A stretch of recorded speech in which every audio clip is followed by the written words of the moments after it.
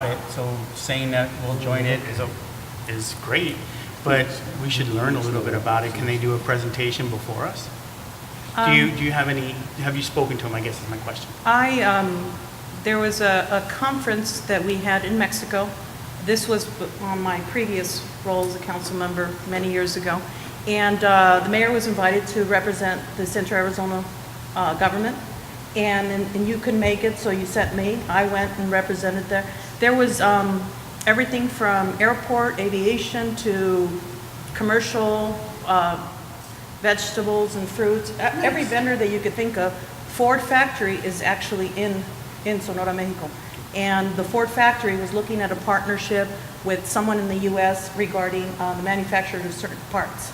So, I mean, for us not to be there, we're doing away with an opportunity. And to be honest, my second question was going to be, what have we benefited from the Canadian Arizona Business Council? So I'll take the first portion of that. I can take both portions, but the first part is that I completely agree. I think we absolutely should be a member of the Arizona Sonora Commission. It's called ARISON, is what they call it for short, but it is the Arizona Sonora Mexico Commission. It's been around for 60 years now. In fact, in this recent budget at the state of Arizona, with the Arizona legislative session just closing, one of the things that Governor Ducey and the legislature has agreed to and realized is that actually I got word, I don't know if you know this, but I sit on Maricopa's behalf on the Arizona Commerce Authority's Board of Directors. And that's really important because now we have a direct line to economic development at the state level through what's called the ACA. And in that particular communication I recently had through the chairwoman of the board there, Sandra Watson, she actually mentioned that in this governor's budget that they've opened 3 more offices in Mexico. So it absolutely is a very important thing.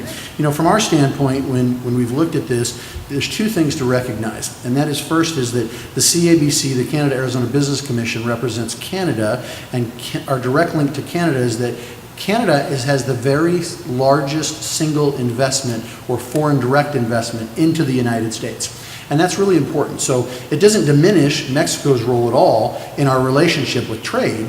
But one of the things that we realize is that as we are trying to attract businesses, we want investment here in Maricopa. So we want dollars to come from outside in, right? And one of the things that I've noticed a lot with Mexico is that they're looking for things to go out. Now, trade is about both ways, and so that's a good thing. So when it came down to us having to decide, where our capacity lay, and so again, this council has dealt with this over the last few years, it was simply a capacity issue. And so, my agreement to the council was that I would attend the CABC, and that if I couldn't go, that everyone else was certainly welcome. And so certainly was, at our time, Denise Earhart was attending, who was our economic development director, et cetera. So I think that, again, having somebody that's very interested in the council that wants to do this is a really good thing on the Arizona Sonora Mexico Commission. But at the same time, I don't see that there's one value over the other. I see that both bring together a synergy that benefits us in a lot of different ways. And so from the Arizona, Sonora Mexico Commission, what we get out of that is we get relationships that potentially have the same effect as anything else that we do from an economic development perspective. And that's the potential to bring stuff here. But again, I'll just tell you from a reality standpoint, all my connections there have been thus far, because I've attended many of those meetings. I attend them at the League especially in August, at the August conference, because they host something right prior to the conference beginning. And so you and I have attended those before, but in that process, one of the things that I find is that they're always looking to export things there, and that's a great thing. Especially if we're trying to help our small businesses here, we want to make sure they have great trade relations. But again, when we're so desperate as a city, as a young city, to try and get investment here, it's been what can we get and draw here? What can we get people to invest here? Building a building, bringing it out of the ground, establishing a business, creating jobs, those types of things. So, again, it was just simply a capacity issue. I'm fully in support of having both of those synergies around. I think anytime you're dealing with economic development, the more touches, the more connections you have, it's just like advertising. The more ability you have to reach out and touch people, the better off you're going to be, because sometimes it doesn't happen the first go around. It takes multiple times, multiple back and forth, and that's how you get things done. So again, my support to both in that case. Yes, Mr. Video. Julia, I'd like to just ask you that question of how often do they meet, where do they meet? Because I'd be interested too. I think that the more faces that they see at their table, just like at the CABC and the league and all the other things that we've all attended over the course of my 5 months, how often do they meet and where do they meet that we can go? Is it always in Mexico? They have separate committees, like real estate committees, different committees that deal with different aspects of both trade with Mexico and vice versa. And their annual conference is coming up in June, and the head of the conference is the governor, Arizona Oh, it's governor. here. Yes. Oh, great. So it'll be held here, I want to say in Scottsdale or Yeah, Biltmore. Biltmore. It'll be held here at the end of the month, this month. Great, man. And they meet annually, but the committees meet more often. Okay. Well, like I said, I think any opportunity to sit at a table with, no matter what country it is, I'd be 100% for it too. So that's my 2 cents. Yep. Any other concerns or questions there along those lines? I do want to, I'm sorry. No, go ahead. I had a question regarding CAG. I know that we had these discussions in the past about their stability. We are currently a member at $19,715. What would be the purpose of continuing? And if you could elaborate at this cost, wouldn't that money be better spent elsewhere? Thank you, Councilwoman Gussie. Just under 5,000 of that is the pass-through for the PRTA, Pinal County Regional Transit Authority. okay, PCTA. So it's around $14,000-15,000.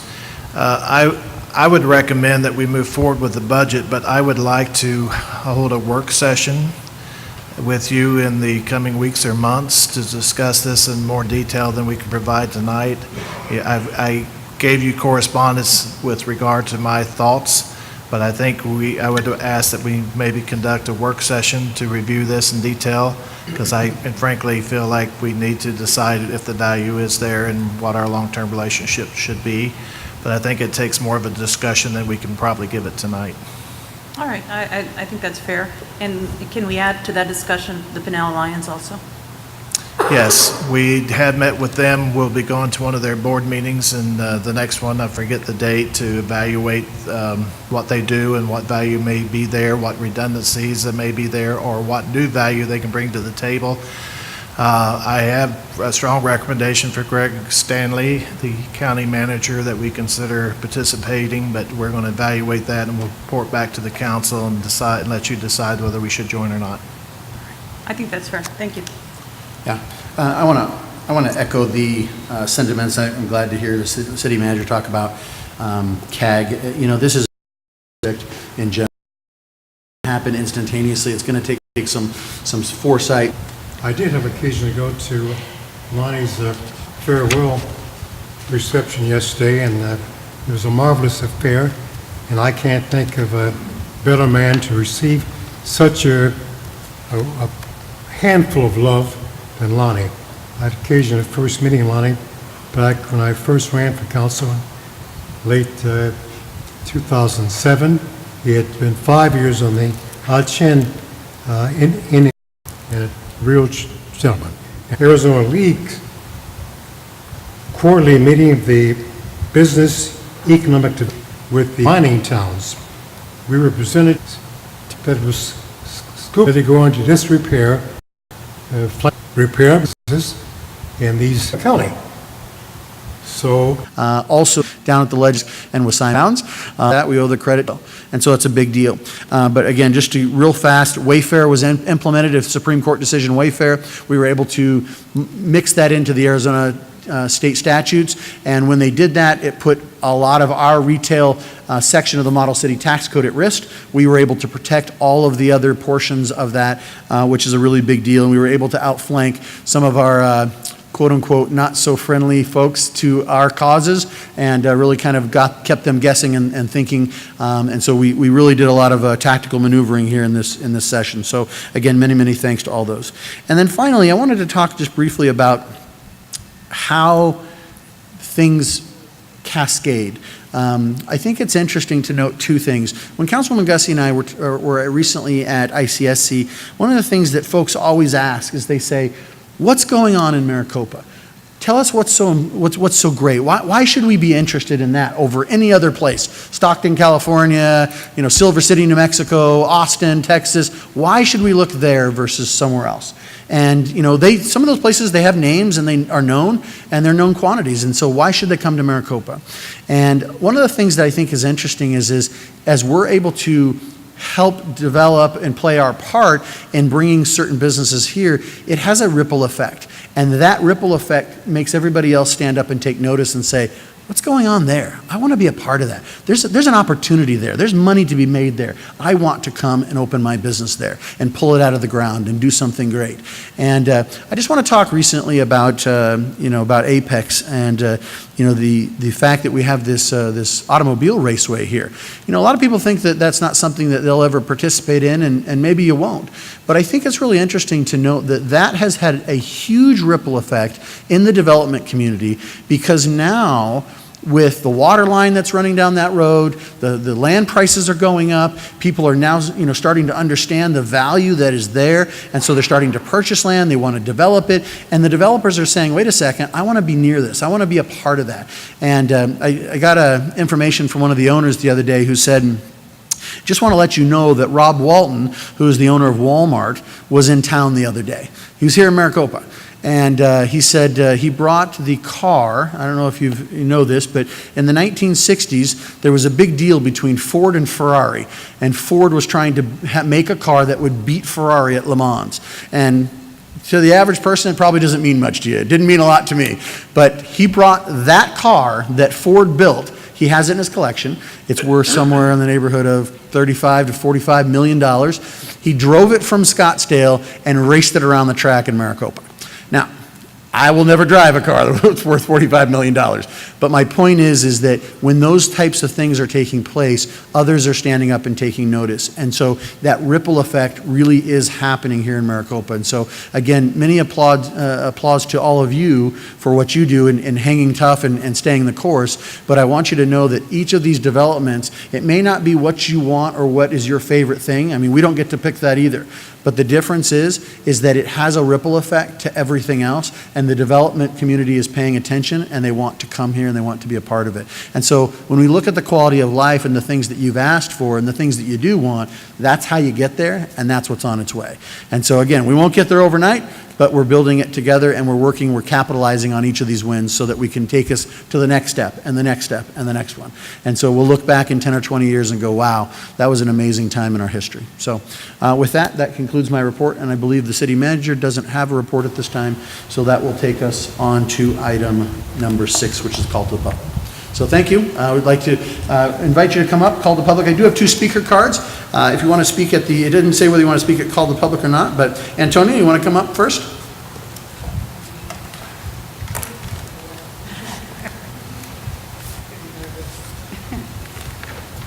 Okay. Yeah, thank you. So good evening to Mayor Price, Vice Mayor Wade, council members, city manager, and all our wonderful city staff. We're here today to represent the Maricopa Chamber of Commerce. My name is Antonia Presme, and I am the Chamber's chair for the Ambassador Committee, and Suzanne is one of my Ambassador Committee members, and so is Sylvia. The Maricopa Chamber of Commerce has a lot in common with the city for which it serves. We have gone through some ups and downs, but like our great city, we come back growing more tenacious and stronger. We thank the Chamber's board, especially our chairman of the board, Tammy Johnson, who has encouraged and empowered us. Thank you to our members for bringing diverse experience and skills to the Chamber. A huge thank you to our city manager, Rick Hortz, for his guidance and support. The Chamber has 2 new committees. The Young Entrepreneur Committee for members and business owners who are 40-year-old and under. The Women in Business Committee,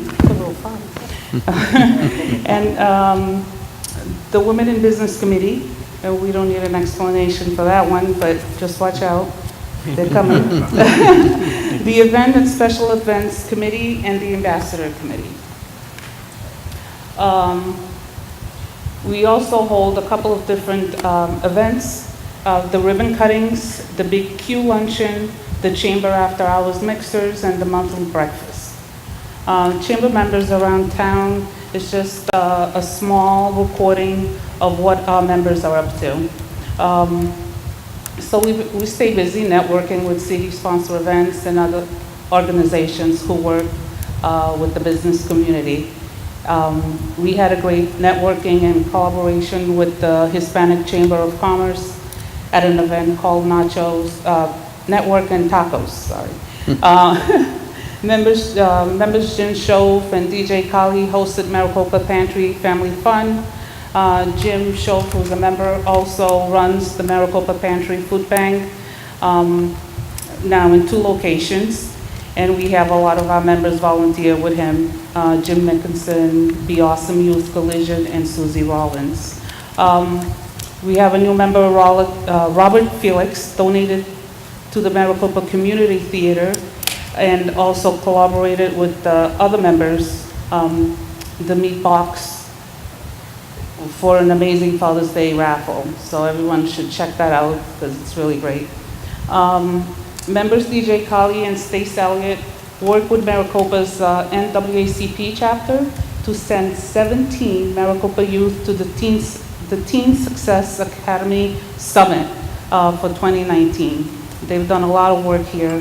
So that will be held at Arizona State University. They're also bringing the 2nd annual Juneteenth celebration to Maricopa. They just have amazing energy. So members, we had 2 members graduate the MCLA, Stace Elliott and Jim Mickelson. We have members, Crystal and Ken O'John, who work for our Veterans Center City. They're bringing the Battle of the Bands and skateboard competition in October of 2019. Member Action Entertainment holds summer movie specials for our children and families while they're on vacation, so there's a lot to do for families here. And they're also doing a Father's Day special at 347 Grill. We have Suzanne over here and her husband Dean Bird, who volunteer their time to singing for events for the elderly. We also have a lot of our members who enjoy going to the city council meetings, and we also enjoy the coffee with the chief. And I just want to say Starbucks and Dunkin' Donuts have nothing on the coffee with the chief. So right now we had a ribbon cutting for Earthwise Pet Maricopa. The owner is Candace Piper. That happened last week. And we have another one coming with Trend Salon and Spa, and that's the ribbon cutting that's coming up on Friday, June 21st. And right now I'm going to pass it over to Sylvia, sorry, and she will lead the new members that we've had for the last couple of months. Thank you, Antonia. Sylvia? Yes, so we're going to start with me. So I'm a new member. My name is Sylvia White, and I'm with Edward Jones. And then we have Lawrence Wells, who is a professional counselor, and he's here today. And then also we have Robert Felix of Felix Appliance Repair. And then Heather Blakesley for the Letters to Soldiers, and she's here as well. And then we have Vanessa Dubois Sheridan with Dickie's Barbecue Pit. Anyone here from there? No? All right. And then we have Christina Donay with the Maricopa Wellness Center, which I visited, and she gives great B12 shots. And then we have Kimberly Ellsworth of Heritage Academy. And then we have Karen Pazzolo with the Box Meat Shop. Then we have Kenneth and Nicole Anderson with Arizona Cathodic, which is a Canadian-based owners. And then we have Kent O'John with the Maricopa Veterans Care Center. And then we have Barbara Brady, Friends of the Maricopa Public Library. And then we have Connor Boggs with AC Systems, LLC. And then Sandra Deek, I hope I'm saying that right, with Options for Senior Living. And then we have Tara Pelletier with Yellow Lotus. And so the chamber is continuously looking and implementing new membership engagement and retention activities. We also pursue new services and programs for the continuous improvement for our members, such as the subject matter of expert SME workshops and then talks on business matters.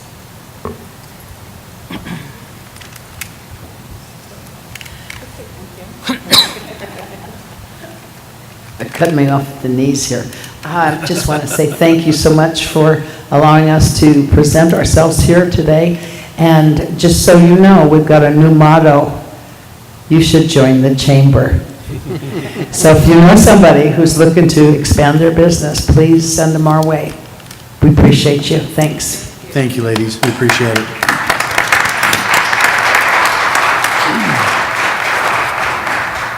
Those are my speaker cards. Anyone else like to approach the City Council at this time, approach the podium? Welcome to do so.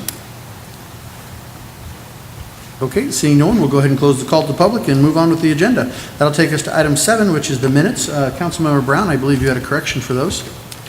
Yes, Madam Secretary, I have a correction to make on the minutes of the 21st of May.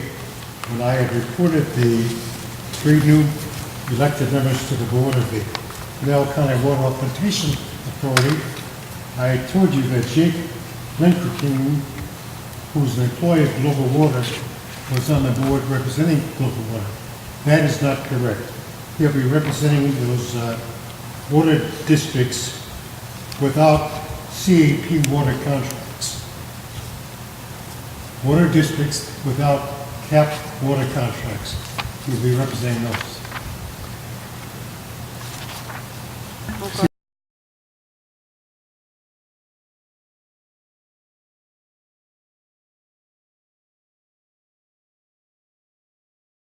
CAP, Central Arizona Project. So this won't reflect a change in the minutes, but in addition to a correction, so we'll make sure it's put in. Okay, with that correction, anyone else have any questions on the minutes at this time? Councilmember Brown, would you move this item with that correction, please? I will so do. So we have that moved. Is there a second? Second. Have a second here with the correction. Any further discussion on that item? Seeing none, all in favor say aye. Aye. Any opposed? That motion carries. Thank you. That'll take us to item 8, which is the consent agenda. Council, any questions on the consent agenda before we move forward? Okay, seeing none, can I have a motion to approve consent, please? So moved. Have a motion, is there a second? Second. And a second there? Any further discussion on consent at this time? Mayor? Yes, Councilwoman Gussie. Did you want to speak on the consent item? You came all the way out here. All right. No. Okay, so there's, no items have been pulled then. We're good to go on that. Consent motion and second. Any further discussion? Seeing none, all in favor say aye. Aye. Any opposed? That motion carries. Thank you very much. That'll take us to section 9, which is our regular agenda. 9.1, the mayor and city council shall discuss, possibly take action on a request by the city manager Horst to adopt the City of Maricopa strategic plan. This is for discussion and action. City Manager Horst. Thank you, Mayor and Council. In 2015, I think it was, or 14, the city adopted the 2040 Vision Plan, which laid out strategic objectives that we hope to achieve over the next 25 years. The City of Maricopa strategic plan gives us, elected officials, employees, citizens, the business community, and all who are interested in ensuring its future success, the tools to align resources and decision-making so that we do not run from uncertainty, but embrace it and plan for it. The community vision, which is the foundation of any long-range plan, is aspirational in nature and articulates the desired future state of the community. It is intended to inspire stakeholders to a common goal and to guide policy and resource allocation decisions. Used properly, it can outlast philosophical shifts or priority changes to ensure the city progress continues along a path consistent with its residents' shared values. What was missing, though, is how do we get from A to Z, and what are those steps necessary to do that? So we have before you tonight we call it a strategic plan. I think it's really an action plan over the next 2 years. We presented this to you initially in our strategic planning session back in January. We've had numerous discussions on numerous fronts. We've had a lot of media attention drawn to many of our WIGs and our top 10 goals and so forth. But the document before you tonight is a 2-year document intended to provide a higher level of strategic direction that will give the community a better sense of where the city is heading. Departmental action plans are designed to take that strategic plan and break it down into shorter, more actionable units. Action plans are developed and revised annually with no more than a 2-year implementation schedule. So in essence, we have 3 tools: the strategic plan, the action plan, our operating budget, and our CIP plan, which comes together to make sure that we stay focused and achieve the overarching goals that we've set for this year. So, Council, I think we've met our goal of presenting a very aggressive but doable action plan over the next 2 years. Our budget is fitted to allow us to achieve these things, and with your adoption tonight, we'll put this into action. Thank you, City Manager. Just for the record, can you explain to the public what a WIG is? A WIG is a widely imaginable goal. It's borrowed from an author whose name escapes me at the moment.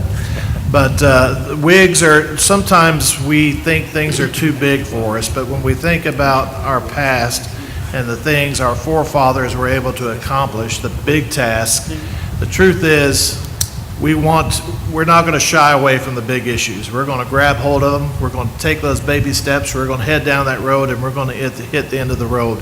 So those goals relate to the floodplain, to a future 500-acre industrial park with perhaps an inland rail port, big ticket things that we start today but will be realized tomorrow, but it will never be realized tomorrow if we don't start today.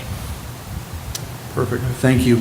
I know we spent a significant amount of time on this as council at the strategic planning retreat that we had, and we went through this at length, and I think it's great. So with any further discussion, can I have a motion, please? So moved. Second. Motion and a second. Any further discussion on this item? Motion and second to approve the strategic plan. All in favor say aye. Aye. Any opposed? And that motion carries. Thank you very much. We appreciate it.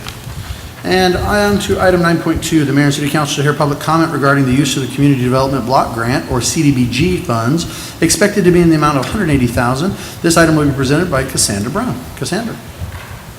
Good evening, Honorable Mayor and City Council, City Manager, and all of the department directors and staff. This is our second public hearing regarding CDBG funds. I need to do just a brief announcement because this is related to federal funding. The government actually requires that we note all residents that are in attendance to this meeting this evening. So if you have not signed my clipboard, unfortunately, I'm going to have you sign that with your first, your last name, and an email address so that we meet the federal requirement. Thanks to my Vannas for assisting with that. So last council meeting, we brought to the table a couple of projects that are related to eligibility for CDBG funding.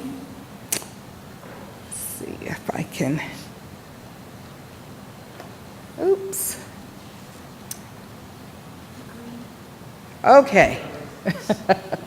So just as a quick review, what the objectives is of CDBG funding, also kind of some of the activities that we've done in the past, and just kind of a final overview of the project that I'd like to present to the public this evening. It is a non-competitive grant. That was a question that was asked by one of the constituents. It is offered through HUD. However, it is limited to low to moderate income areas. In the city of Maricopa, that low to moderate income area has been identified primarily in the Heritage District. Some of the things that it will allow, as I stated, these are the 3 areas that were identified.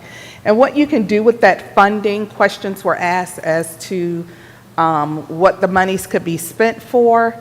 In our instance, we really focus on infrastructure, but again, it has to be targeted to a specific group within the community. Based on the feedback that we sent out through the Casa Grande dispatch, we have not received any additional ideas except the ones that were actually submitted to the public at our first hearing. Based on that feedback, we would like to present to the public this afternoon or evening that we focus our attention on the Maricopa town site. And this is the area, if you can see it, actually on the screen, I have an area that I can kind of describe and tell you exactly where it's located. That area is the triangular area east of John Wayne Parkway, south of Honeycutt Road, west of Pineview, and north of Maricopa Casa Grande Highway. And so what we'd like to do and present to the public this evening is public comment regarding the area, and we will propose exactly what we'd like to do with the additional funding. The City of Maricopa is expected to receive approximately $180,000 in fiscal year 19 federal CDBG funds from the Arizona Department of Housing regional account.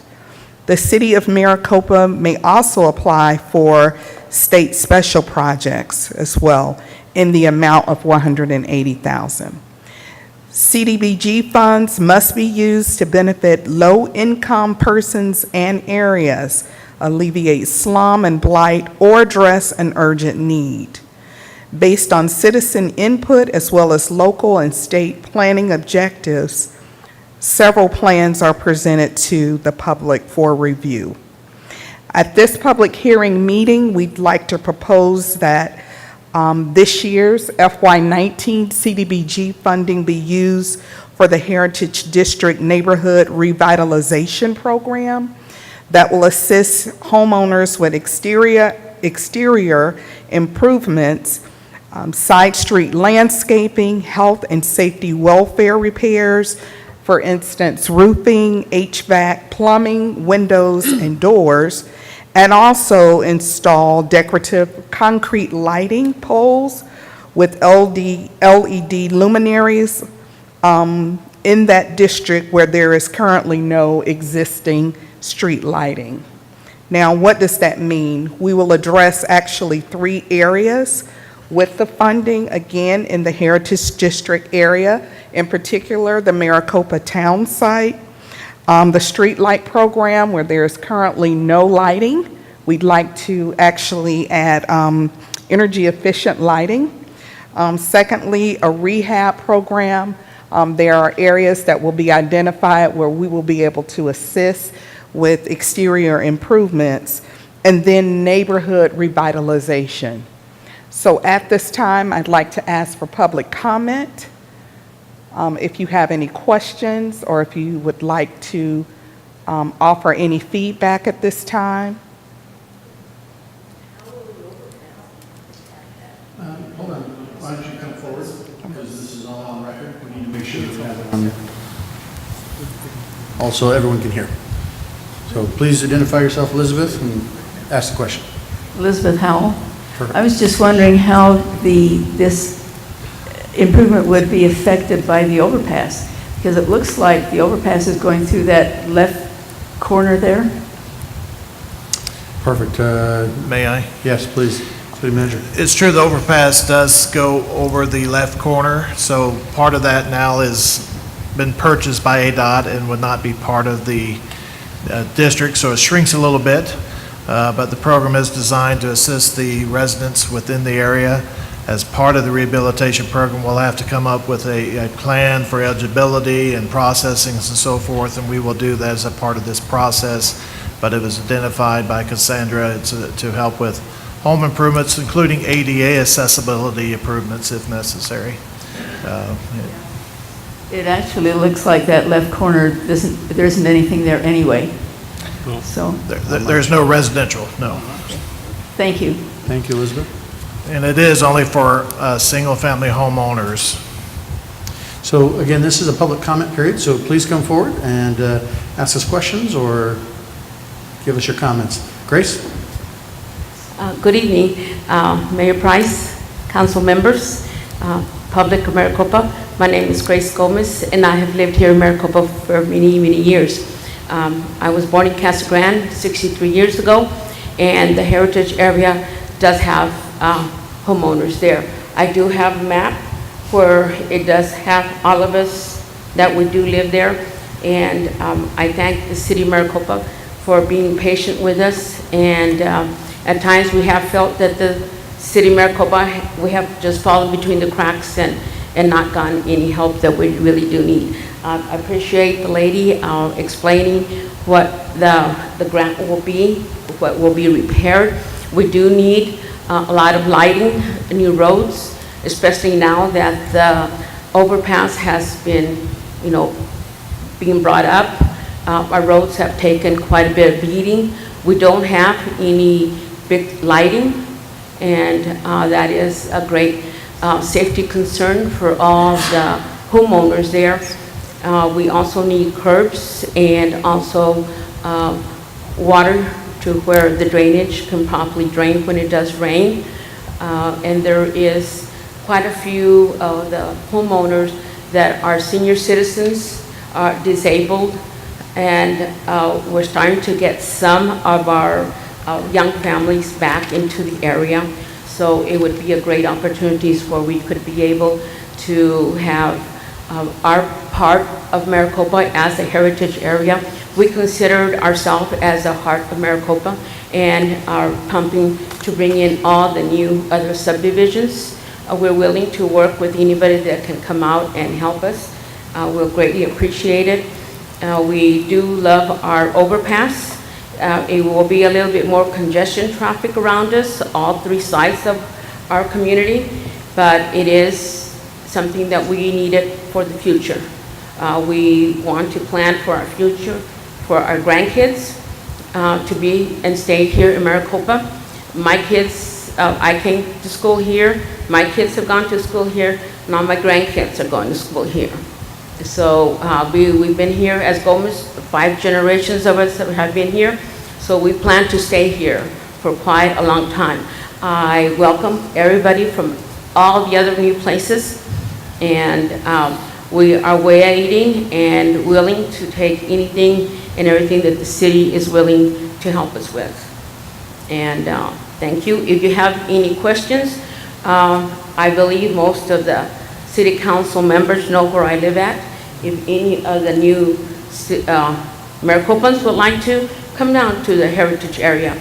And I'll be more than happy to take you all around to all the neighbors that we have, what our problems are, and what we can do together. Thank you and have a good evening. Thank you, Grace. I appreciate it. Anyone else at this time like to approach the podium? Okay, that concludes the public comment period. We can certainly have further discussion. Yes, City Manager Horst. Mayor, if I could make additional comment, although not part of the CDBG program, I think it's appropriate for the residents of this community to know that the Heritage Park, where the new Zephyr is, not the new, but the old Zephyr is located, will become a community park to aid them. We also have dollars in the budget for the repaving of Pershing Avenue, which is not part of CDBG, so there's multiple components outside of CDBG and additional resources going into the community. Definitely.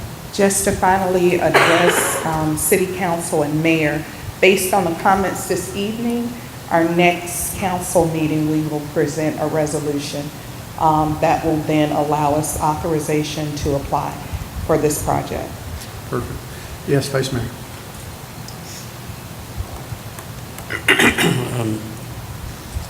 You know, we always tend to cast aside our elders, whether it be people who have lived in the community longer than us or have lived longer than us, that have been blessed to have that opportunity. We always tend to cast them to the side. And there may have been, along the way, promises made, but not necessarily promises kept. And I am happy to be a part of an organization that believes in promises kept. And so hopefully, and I'm prayerful that it will take place based on the parties involved, that we'll be able to do the right things that need to be done for the Heritage Committee with those funds that are available to do that, wherever they come from. And I thank you, Grace, for standing up and supporting the community that you've been a part of for many years. A lot of times people don't know what happens behind the scenes. They don't know that there are people out there working for and talking for others to make things better. And I would never say that you weren't one that people didn't know about. And it's good that they do, that they know you, that you put forth the effort to make things better for yourself, for your children, and for your grandchildren. And I'm happy that we'll be able to be, I'm hopeful that as we continue on, that we'll be able to be part of that and be able to make sure that it happens. Thank you. Thank you, Vice Mayor. Councilwoman Gussie. Cassandra, I had a question regarding the identified area here. On the meeting that we had, the community meeting that we had with Grace, one of the comments that was made to you, City Manager, was regarding landscaping on the upper right-hand corner, as we see this picture here, that area. Is that still a proposed landscaping in that area? Yes. All right, so even though it's not included in the CDBG portion of it? Correct. There'll be some additional landscaping and some decorative fencing along that edge.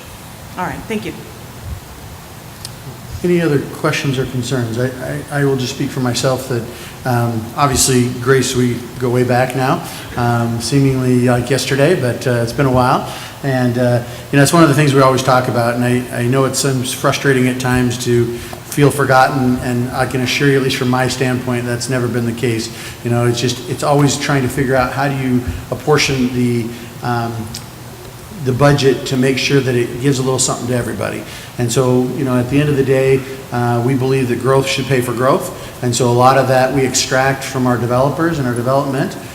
They come in and they put in sidewalks and they put in the streets and they put it all in. So that way you, all the taxpayers, don't have to pay for it, which seems like a really good deal. And then what happens is they deed it over to us and then we pay for it in perpetuity, right, to maintain it, keep it up and that kind of thing. But, that initial out of the ground is really expensive. And so, anytime I know that from this council, as I sat in the audience and now I sit up here, I've noticed that this council's always really tried to do a good job of making sure that the Heritage District gets, those funds that we can make sure that they can get so that we can accomplish little things at a time. And I think that, I was talking about a catalyst earlier. I think that in that area, what we're seeing from the overpass, while it does create change and it does create a unique newness to that area that is different than what we're all used to, at the same time, it creates a catalyst for change overall that I think we can all be proud of because it brings an influx of money to that area. Some of the other things we've done in the past, I won't go into them right now, but these CDBG monies have been used for many, many years now to systematically try and fix issues and problems.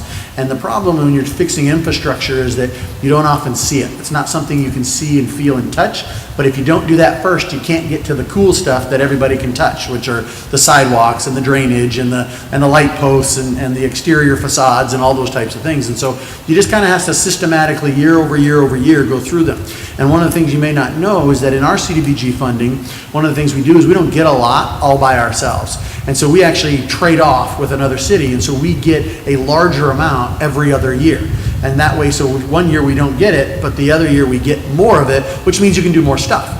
And you can make more of a dent. If you only get a few bucks, you really can't do much, right? And so the idea is you wait an extra year, and then you come in and you can do a bigger project and you can really make change that you couldn't do before. And so I think that there's some exciting stuff, just like Councilwoman Gussie, mentioned earlier, that there are things that are happening that don't apply to this particular CDBG money. You know, road improvements, that comes out of CIP. You know, landscaping, that comes out of ADOT monies and RCIP in a different bucket. You know, all these things. And so when it all comes together over the course of the next year or two, I think we're going to see major improvements to this area that people will really be happy with and be proud of. So again, I appreciate Grace as well for, you know, bringing these things to our attention. I wouldn't say they've ever escaped our attention, but it's just a matter of when everything collides and when all the stars align. And I'm really happy to say that I think those stars are aligning. And so, you know, certainly glad that Grace is a part of that. And so I think that when we see the presentation, council, here in this next, you know, this next go around, that, you know, just like's been presented tonight, we'll see that allocation of where those ideal funds can go to get the maximum benefit for this area, whether it's lighting or curbing or street stuff. And so we'll get that maximum punch for that. So I guess stay tuned.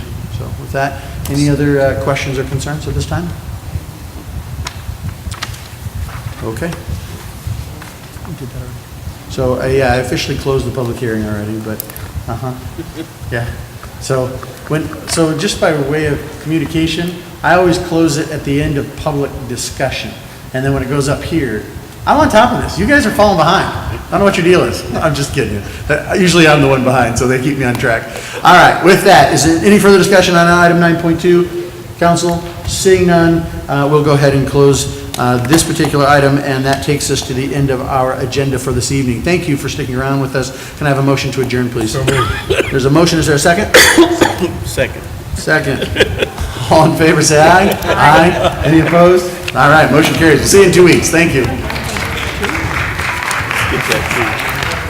It wasn't under. What's that? 9.4.